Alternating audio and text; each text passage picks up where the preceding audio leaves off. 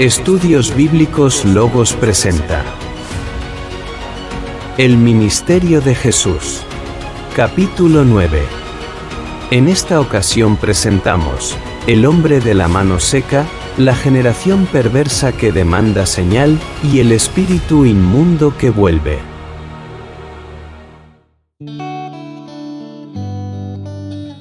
Jesús asistió a la sinagoga de los fariseos otro día de reposo, para enseñar acerca de la salvación, como ya era su costumbre.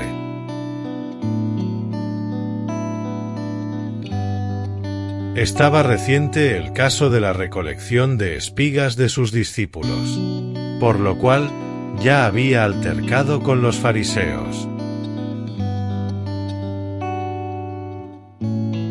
Esta parte de la historia de Jesús trata acerca de un hombre que tenía la mano seca y es relatada por los tres primeros evangelistas.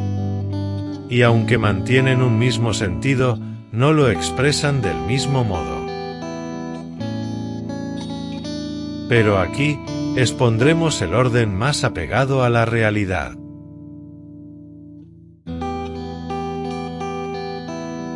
Luego que Jesús llegara a la sinagoga, los fariseos allí presentes murmuraban por lo que había hecho anteriormente. Lo que ellos consideraban fue una violación al día de reposo. Mientras Jesús se preparaba para dar su sermón, observó que entre los asistentes se encontraba un hombre que tenía un defecto en su mano derecha, la cual se le había secado, quizás por alguna enfermedad o accidente. Los fariseos se dieron cuenta enseguida que las intenciones de Jesús era sanar a aquel hombre. Y sabiendo que era día de reposo, comenzaron a vociferar un poco más alto. Conociendo sus pensamientos, Jesús, antes de comenzar el servicio, llamó al hombre y le pidió que se colocara en medio, entre él y los asistentes. Cuando aquel hombre, quizás con algo de temor, estuvo allí parado, hubo grande silencio. Los fariseos, llenos de ira, solo miraban prestos para formalizar otra acusación sobre Jesús si violaba nuevamente el día de reposo. Jesús entonces hizo la pregunta a todos los presentes. Os preguntaré una cosa. ¿Es lícito en día de reposo hacer bien o hacer mal?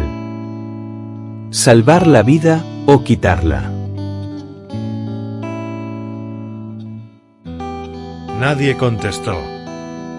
El silencio era absoluto, y al ver que nadie de los doctores de la ley y los fariseos respondía, Jesús nuevamente tomó la palabra.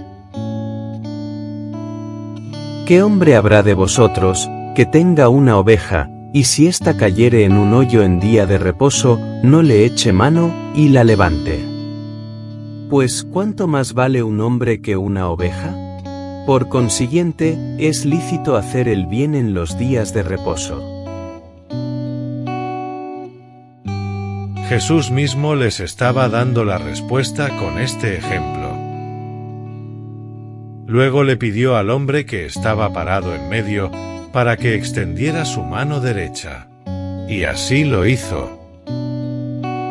Los tres evangelistas coinciden en que la mano de aquel hombre le fue restaurada, lo que nos indica que esa mano derecha alguna vez estuvo sana.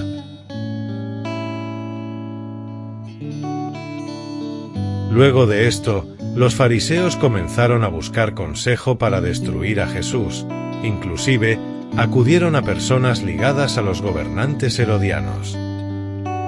Estamos hablando de Herodes Antipas y posiblemente Filipo, ya que el de Judea no era herodiano, sino romano, llamado Poncio Pilato. Sabiendo Jesús que se formaba a manera de un complot contra él, trató de ocultarse un poco de la multitud. Pero aún así le seguía mucha gente y continuaba sanando enfermos, pero les pidió por favor no alardear sobre ello, para que no fuese descubierto. Mateo escribe que esto era para que se cumpliera lo escrito en Isaías 42, versos del 1 al 4.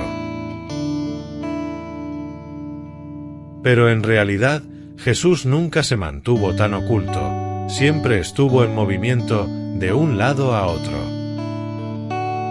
Subía montes y descendía, y siempre acudía a las fiestas en Jerusalén, fueran solemnes o no. Era difícil que aquella gente a quien sanara no comentara lo que Jesús hacía, a pesar que el Maestro les pidiese que no lo descubrieran.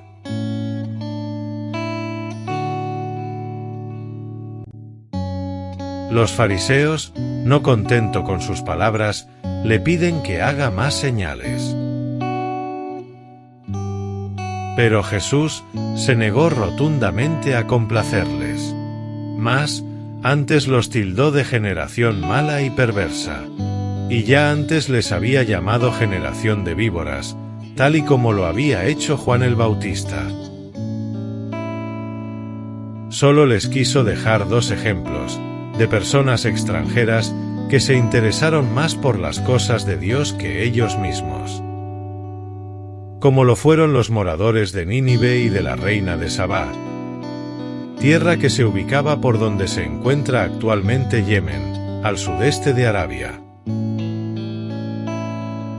Los de Nínive, porque creyeron en las palabras del profeta Jonás, proclamaron ayuno y se vistieron de cilicio desde el mayor hasta el menor de ellos. Y Jesús les dijo a los fariseos: Los hombres de Nínive se levantarán en el juicio contra esta generación, y la condenarán, porque ellos se arrepintieron a la predicación de Jonás. Y he aquí más que Jonás en este lugar. La reina del sur se levantará en el juicio con esta generación, y la condenará, porque ella vino de los fines de la tierra para oír la sabiduría de Salomón. Y he aquí más que Salomón en este lugar. Así, como Jesús se comparó superior a Jonás y a la reina de Sabá, también se hizo superior a Abraham y a Moisés. Veamos el siguiente texto.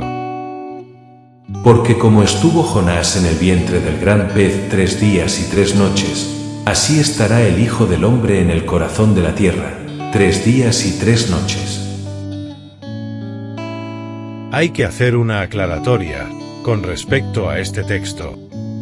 Y es que esta señal, de la cual habla Mateo, no tiene nada que ver con lo que quiso explicar Jesús.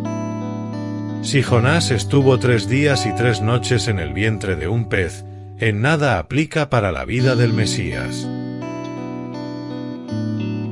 Hay que aclarar este punto, porque muchos son los estudiosos que se agarran de este texto para asegurar que Jesús estuvo 3 días y 3 noches muerto, lo cual los dirige a pensar que Jesús fue crucificado un día miércoles o un jueves. La Biblia es explícita en acertar que Jesús muere un día viernes, como ya lo veremos un poco más adelante. Por lo cual, lo de los 3 días y 3 noches no son concordantes, tal y como sucedió con lo del llanto de Raquel en la matanza de los niños en Belén, donde el escritor trata de darle su propia interpretación, convirtiéndolas en profecías que debían de ocurrir en la vida del Mesías, pero que a la hora de analizarlos, bien resulta que no aplican. La forma correcta como Jesús se expresó es como la describe el Evangelio de Lucas. Esta generación es mala, demanda señal, pero señal no le será dada, sino la señal de Jonás. Porque, así como Jonás fue señal a los ninivitas, también lo será el Hijo del Hombre a esta generación. Como se puede observar en este texto, la señal de Jonás no era referente al tiempo que estuvo en el vientre del pez, sino a lo que hizo en Nínive, y cómo le creyeron los ninivitas.